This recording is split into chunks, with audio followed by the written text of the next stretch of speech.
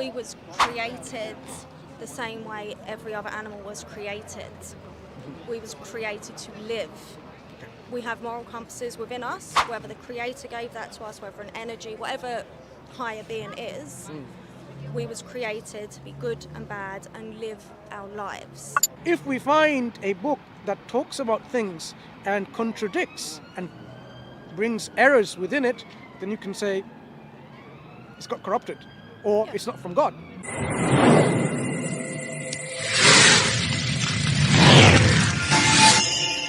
So the fact that we have one Creator means there will be one way of life instructed to us to live our life.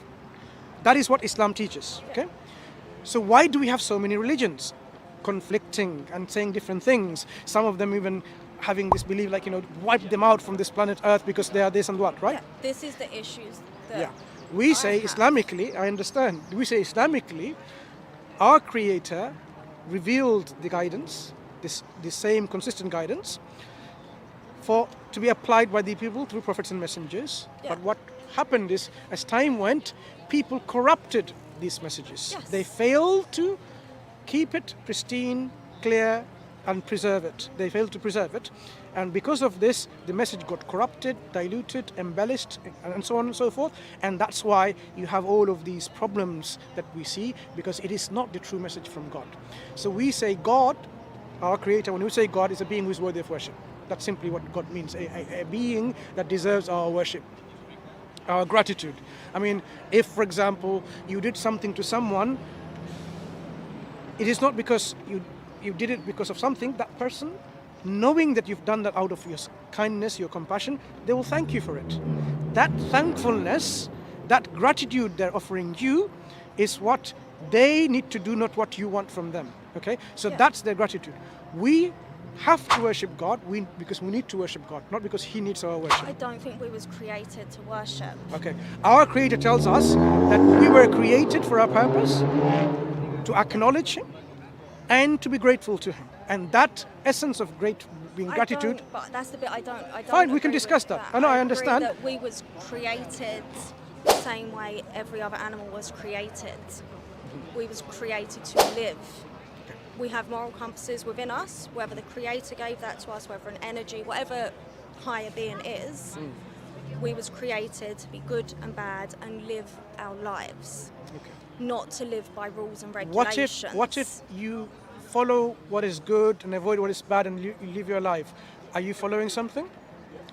Maybe I am. Because when you're following something good, you are following. So you have a code of conduct, code of life. Yeah, but I don't agree with the rules and regulations do you of any agree? religion. Do you agree that we need to live our life to the best for everyone, for me and for everyone else? Yeah. That means not harming others, not oppressing others, not being unjust to others. Yes. Now, suppose our Creator told us this is how we should live your life. Would you have a problem with that? No, because I agree with that. Yeah. So that's why when we say to live our life in a particular way of living, that is God's way for us to live, our Creator.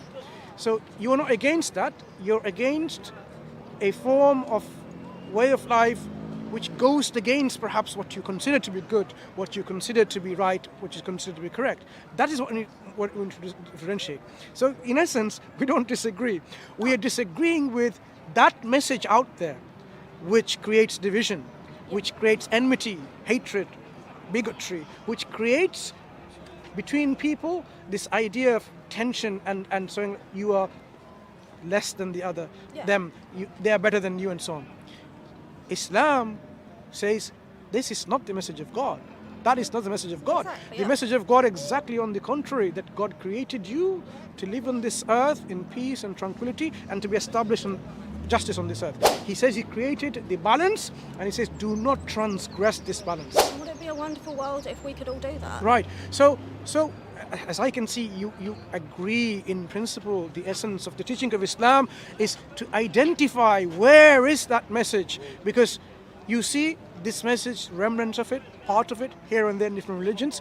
We will say all of these belief concepts that we see around, we need to scrutinize and to find out which one is the clarity of message from our Creator, which you would be happy to follow. that is the role of the mind here, that we need to filter out the things, the religions, the ideologies, the belief system, and find out the one which is the one that I will, with my heart and mind, accept because I know it's the truth. So we need to have, firstly, number one, which you have already, the curiosity to know, to find out, love for the truth. Even if it was found in particular, say in Islam, for example, you would not make it into an obstacle. You will say, that doesn't bother me, just because, the message came in Arabic, because it's the truth. Yeah. So our love for the truth should be prime here, and we need to have some methods to employ so that we don't fall into the error of feeling to reaching to the conclusion by our gut feeling or emotions. We need to remove our biases as much as we can. Everyone is biased. I am biased, you are biased. We might not even express that, but we are biased. It's very difficult to remove those biases. Yeah. In science, we try to eliminate bias as much as possible. Okay? We try to be impartial as much as possible. So we should have a methodology in which we will remove our biases and say, okay, I may be vegetarian, but that doesn't stop me from accepting if a religion, God says, I have made you food from... Sorry, can you come inside, please? There's a block in the way. Come, it's okay. Are you okay? Yeah, it's okay. That's fine. Like, I may be vegetarian, but if God created, other forms of creation which are living, like not plants only, and He says you can eat of them, which are pure and good for you, that shouldn't stop me from accepting this message because I'm a vegetarian, because that will be my bias coming into play. Likewise, if I find that, my particular community is downgraded, that's not what it's called, is taken into account because what my community has done, that shouldn't stop me from saying, but the truth is truth. Yeah. Because whatever my community has done, God is showing His judgment on this community because what they have done wrong. Yeah. So me belonging in a particular community, say for example, I was a Jew, okay, and I was supposed to be the chosen one, and now if God says no, because of your transgression, the message has now gone to somewhere else because you did not fulfill the duties and responsibilities. Now God has given the burden of responsibility to another community who will dispose of that responsibility for the whole. That shouldn't stop you from accepting the truth because it's now gone to somewhere else. Yeah. So we want to eliminate all these biases, and if we do likewise, you will see the only truth is when you filter out all of them, and that will be Islam remaining on the table. Polytheism, you can discount it because polytheistic belief system cannot be from our one and only true creator, because there is only one creator. You can say this is a message that has been corrupted. So unless we can go deep down and filter it and uncover and rediscover what the truth is, you can't really follow it because you don't know what is true and what is falsehood. Yeah. So when we examine all of these things, we have to really understand now how are we going to verify which one indeed is the true messages of God. Okay? So, criteria again. What are we going to use? We can use falsification tests, can we not? If we apply that test and it fails, it cannot be from God. Yeah? In science, of course. Someone says, this is the experiment I did, and this is how you can prove me false by not able to replicate it. I'm giving you all these methods. If you're not able to demonstrate that the results you get with the same methodology, then there's something wrong with my method and so on, or my conclusion is not valid. Because if my method is correct and you follow it, you should be able to replicate my result. Because I'm using, for example, if I put 2 spoons of sugar, the taste of that sweetness of it should be the same every time you put 2 sugars, right? But if it doesn't, there's something wrong. Maybe my spoon is bigger, like that big, and of course it's going to be extra sweet. So when we are going to examine the religion, we have to use this correct methodology and ask for falsification test. Now Islam provides some falsification test I can share with you and say it makes sense or not. It says, if this book was from any other than God, then you will find within this book, Quran, many discrepancies and inconsistencies and contradictions.